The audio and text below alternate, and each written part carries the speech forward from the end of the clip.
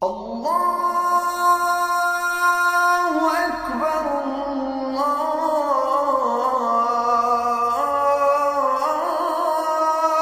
Akbar.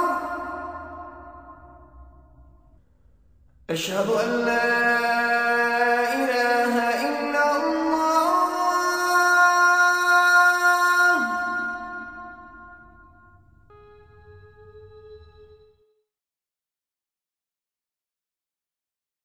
My name is Michael Shell.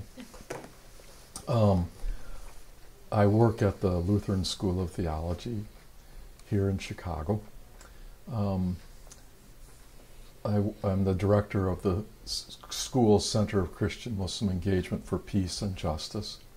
I've been involved in Christian-Muslim engagement for over 40 years.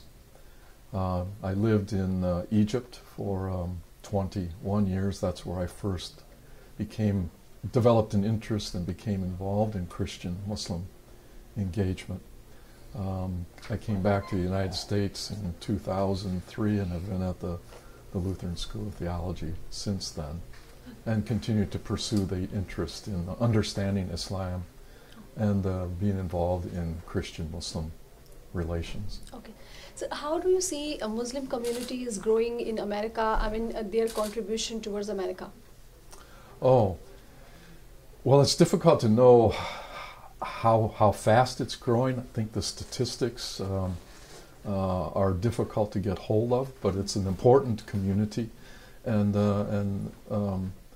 Muslims, I believe, play a very important role in American society in many different capacities. You have doctors, lawyers, engineers, teachers,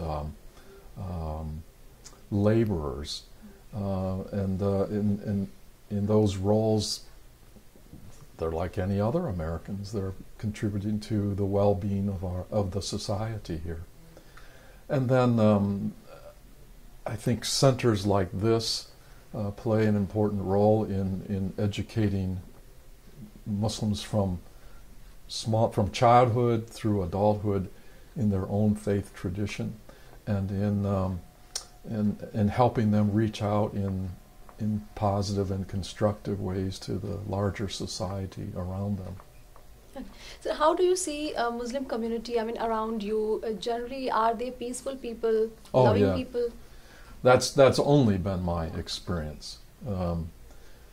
At least here in Chicago. In Egypt, there were social, political, economic problems, and sometimes the way to deal with those was to lash out and sometimes use religion as the ideological basis for doing so. But even then, my experience in relating to Muslim friends and neighbors was always very positive. I learned a lot about hospitality from Egyptians, both Egyptian Christians and Muslims. And then my experience here in the United States in relating with Muslims has been very similar.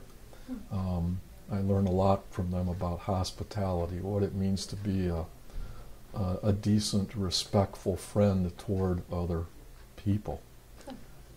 So do you see that Muslims are treated here equally? I mean, are they safe, or they have some challenges to face? Well, I think they've had challenges, yes. And I think there's a sense in which, what do we call it, a profiling goes on when it comes to going through airports, perhaps in the workplace too, that I'm not even aware of. But I think that happens in the society. I think that's unfortunate. I think it happens because of political events that swirl around us, misconceptions that are developed because of the way Muslims are often portrayed by the media and by people who really don't know very much about Islam or Muslims. Okay.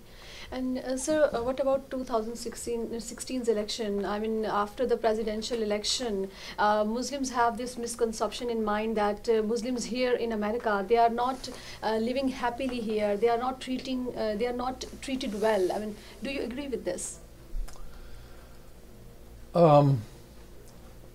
I think in general, I can't speak for all Muslims, of course, and I don't know how all Muslims have been treated. I think in general Muslims have been happy, are happy within this society. They appreciate the freedoms they have, the opportunities they have to utilize their gifts and their training to make a living, to support their families. But yeah, I think there's also been issues that they've had to face, like profiling, based in misconceptions and stereotypes. I think there's no question about that. Oh. And I think it behooves the rest of us to work at trying to overcome those obstacles.